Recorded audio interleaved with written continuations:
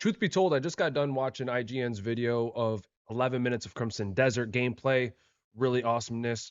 As I was scrolling through their channel, I also saw that they have more gameplay on Phantom Blade Zero. So let's check this out. Are the lovers of tough action games.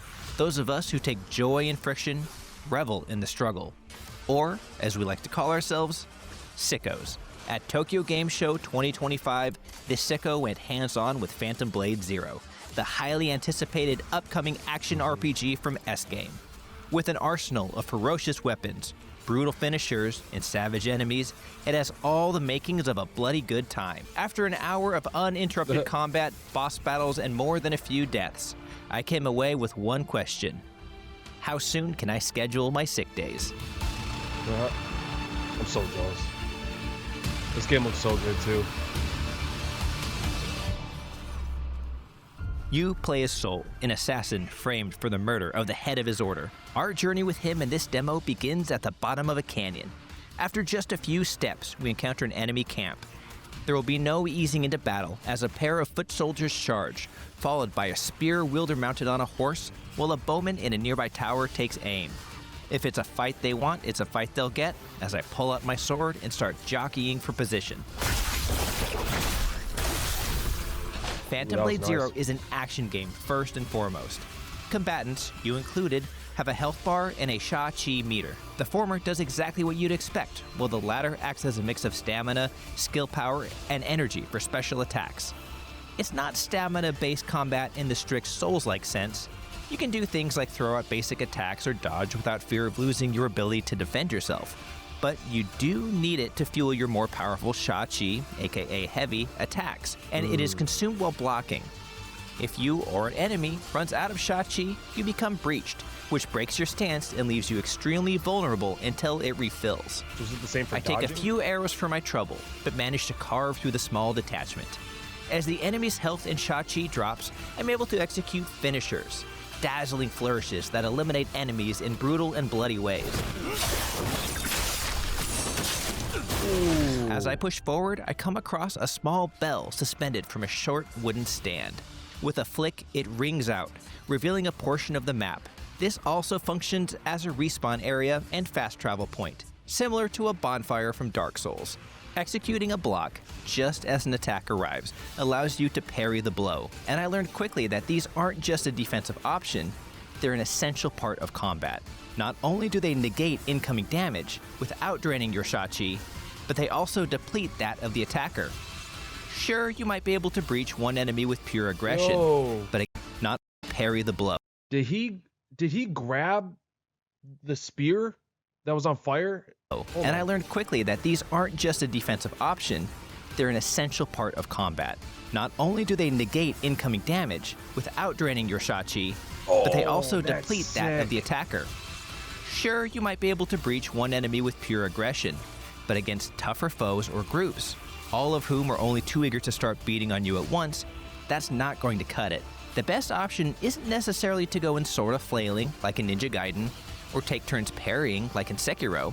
It's almost like a middle ground where elements of both converge, giving the combat a very distinct feeling as you push forward, invite attacks, then parry and riposte. That's not to say there isn't a place for dodging. Enemies launch special attacks called brutal moves and killer moves. The former are meant to be parried, the latter dodged. Using the right type of defense results in you performing a ghost step, a really slick-looking teleport dodge that leads directly into a counterattack. That comes in handy as I climb the rickety scaffolding up the cliffside.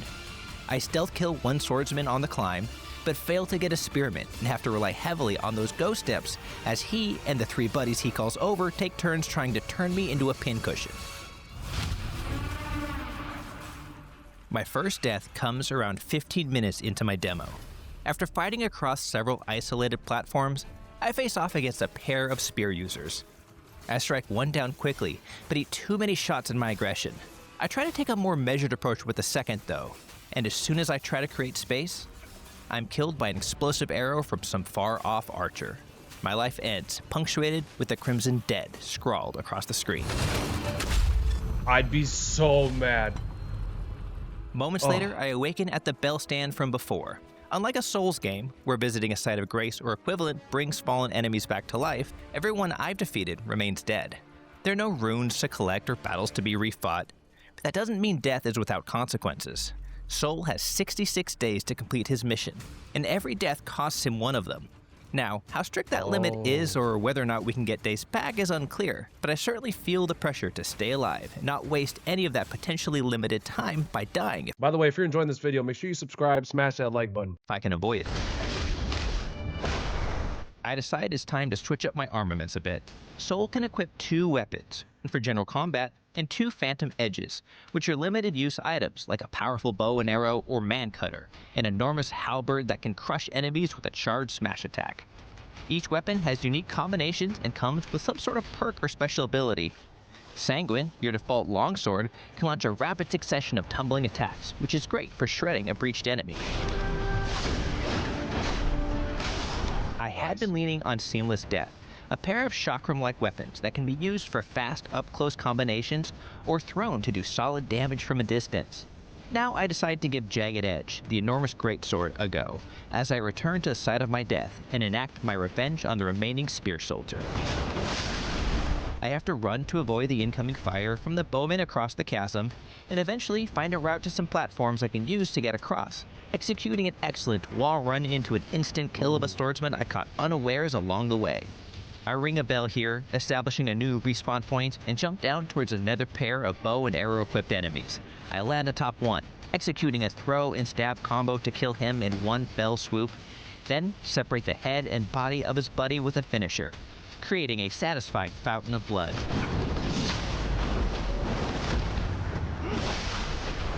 Go.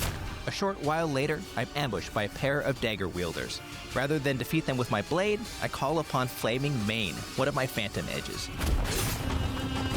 This takes the form of a flame-spewing lion mask, quickly burning up both of my adversaries, opening the way for me to advance. Eventually, I reach a large open area at the bottom of the cliffs. After fighting through a few groups of enemies, it's time to take on my first boss. Enter Juan Jun Coppermaul, a towering figure built like the Butcher from Diablo, with a massive warhammer that perfectly matches his sheer mass. I quickly learn he fights dirty too, as he scatters dirt into my face with his weapon, covering the screen to obscure my visibility. Getting caught in that proves a fatal mistake as he grabs me, lines me up, and crushes me with a swing that would make Cal Raleigh proud. The first boss. Undeterred, I return to give him another go. His wild swings are powerful, but I quickly get the timing down to parry most of his attacks, taking large chunks out of his sha chi with each combination. Once he is breached, I press the attack hard using the soft snake sword, a flexible, almost whip-like blade that dishes damage quickly. There are a few dicey moments, but the thrill of victory is mine as I take down the giant. It's a cool fight, and a solid example of how important learning boss patterns on the fly will be. Got him. I add Bash Pole, as his weapon is called, to my arsenal as a phantom edge. Using it to smash through a wooden floor to reach a new passageway, I press on. That's cool. The next boss comes as a complete surprise. As I made my way through some sort of village, I climbed to the roof of a... Yeah, I like that you're defeating a boss and there's a reason for it. To my assumption, based upon what he just showed, is to progress through the story. So that's pretty neat. Whether you want to use it for battle or not, still using it to get to a different part of terrain. That's pretty nice. A round building. Standing dramatically atop a small spire at the center was Red Wraith, who was an intimidating entrance despite her smaller frame, made doubly so by the total lack of cutscene, gate, or any other sort of forewarning. She immediately presses the attack with her longsword and some sort of thrown blade, but I managed to ghost step to quickly break her guard. Something seems off though. The fight seems almost too easy, which doesn't go unnoticed by Soul, and he suggests that we could leave her be and flee if we wanted. Should I leave her be and push on for now? Curiosity gets the better of me, and I make a hasty retreat, leaving the Red Wraith behind, a decision that would come back to haunt me. A few skirmishes later, I reach the final boss of the demo, the Chief Disciple of the Seven Stars. He leads a team of 6 other warriors, And even as a veteran of many, many action games, I have to admit this is one of the more impressive boss fights in recent memory. Each warrior has their own health bar, including the chief disciple with the boss's health bar, and they seamlessly switch between attacking independently and striking as one.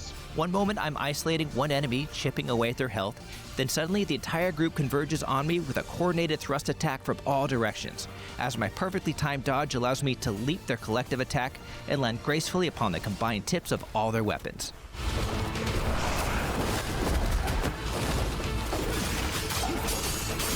It's a gorgeous spectacle, and each time I chip away at the chief disciple's health in this intricate dance of steel, his followers heal him, sacrificing their own health in the process. I continuously chip away at the group, using a leaping smash from Bash Bowl to send everyone flying when I'm in danger of being overwhelmed.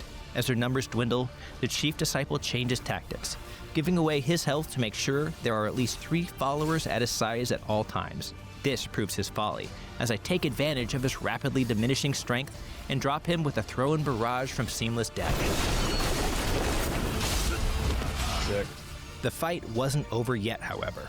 His 3 disciples scattered to a trio of towers, throwing out what resembled threads.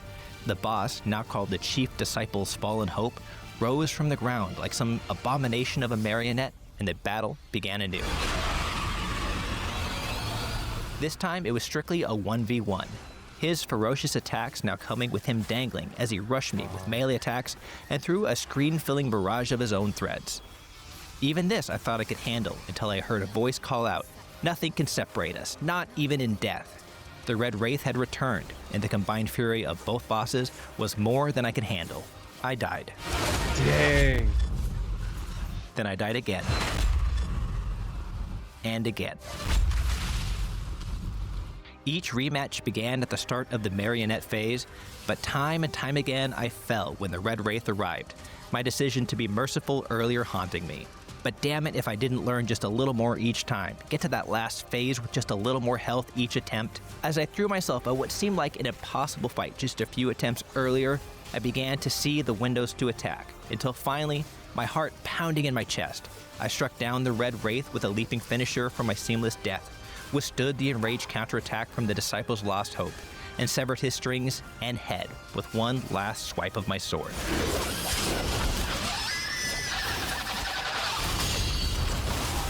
There are 3 difficulty options to choose I'm so from, cooked. but even at the default setting that I played at, Phantom Blade Zero is hard, and I love that about it. It never felt cheap, it just demanded more from me. In just over an hour of play, I was easily 10 times the player I was when I started. It's a feeling of achievement that is reserved for the very best action games on the planet. If the rest is anything like what I played at TGS, I feel like there's a real chance that Phantom Blade Zero might be one of those games. For more previews of the biggest upcoming games, don't miss our recent hands-on looks at Jurassic World Evolution 3. Give that man a freaking raise. I don't like that he died as much. That does not give me hope for myself, as I die a lot in video games. But this game is like, I don't want to say Sekiro, because it's like every time there's a sword ninja type game, it's like Sekiro. Like, no, like if you were to take Dark Souls and mix it with Black Myth Wukong, maybe a sprinkle of Sekiro, this is really dope. This is a really, this game's shaping up to look really, really good. What are your thoughts, man? Let me know down in the comments. Are you excited for Phantom Blade Zero? I really enjoyed this video, actually, from IGN, so kudos to that guy. But yeah, if you guys want to see more videos like this, let me know. Let me know. And if that is the case, make sure you click on the screen. That'll take you to more videos by B Sparks Gaming. Catch you in the next one. Peace.